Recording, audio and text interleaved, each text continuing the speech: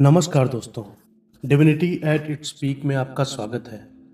क्या आपने कभी गौर किया है कि जब आपका मन अशांत होता है तो आपकी आंखें भी लगातार यहाँ वहाँ भटकती हैं, और जब आप बहुत शांत या किसी गहरी सोच में होते हैं तो आपकी नज़रें किसी एक जगह टिक जाती हैं। हमारी आंखें केवल बाहर देखने का साधन नहीं है, ये हमारे मन का सीधा दरवाज़ा है। जैसा मन होता है वैसी ही हमारी दृष्टि होती है, लेकिन क्या इसका उल्टा भी मुमकिन है?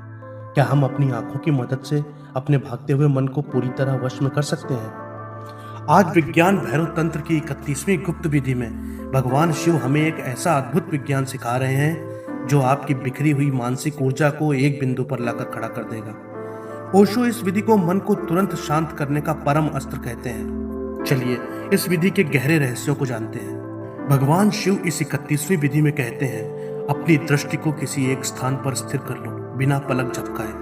तब तक देखें जब तक कि वो वस्तु विलीन ना हो जाए और केवल देखने वाला ही शेष रह जाए। ओशो इस सूत्र की गहराई को समझाते हुए कहते हैं कि हमारी ऊर्जा लगातार आंखों के माध्यम से बाहर बह रही है। आप दिन भर में हजारों चीजें देखते हैं और हर दृश्य आपके मन में एक नया विचार पैदा करता है। मन इस ट्रैफिक से कभी थक जाता है। शिव कहते हैं कि इस बहती हुई ऊर्जा को वापस मोड़ना होगा। जब आप अपनी आंखों को किसी एक बिंदु पर टिका देते हैं और पलकें नहीं झपकाते तो मन को नए इनपुट मिलना बंद हो जाते हैं। जब नए विचार बनने बंद हो जाते हैं तो मन अचानक चौंक जाता है और गहरे सन्नाटे में उतरने लगता है।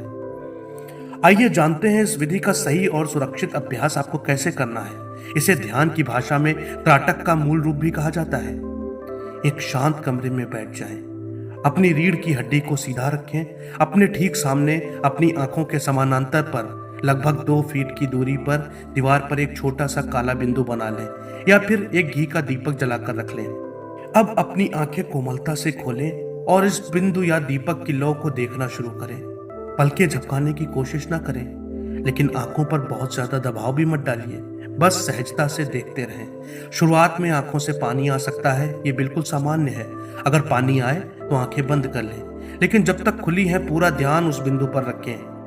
जैसे जैसे आप लगातार देखते रहेंगे, एक क्षण ऐसा आएगा जब आपके आसपास की बाकी दीवार या कमरा धुंधला होने लगेगा। केवल वही बिंदु दिखाई देगा और गहरे जाने पर वो बिंदु भी ओझल हो जाएगा।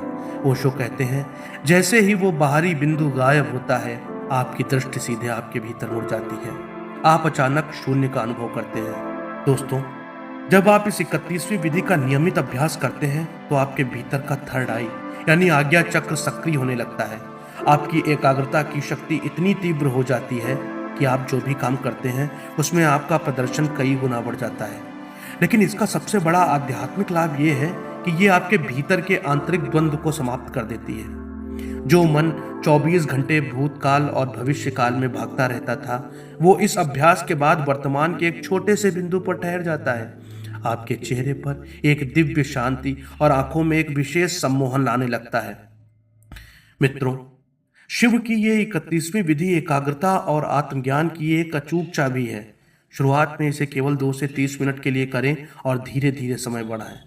अगर आप इस अनूठी ध्यान यात्रा में हमारे साथ लगातार बने हुए हैं तो इस वीडियो को लाइक जरूर करें।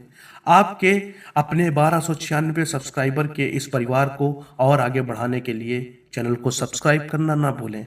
कमेंट में जय शिव जरूर लिखें। कल हम मिलेंगे विज्ञान भैरव तंत्र की 32वीं विधि के साथ, जो चेतना का एक और रहस्य खोलेगी। तब तक के लिए शांत रहें, जागरूक रहें।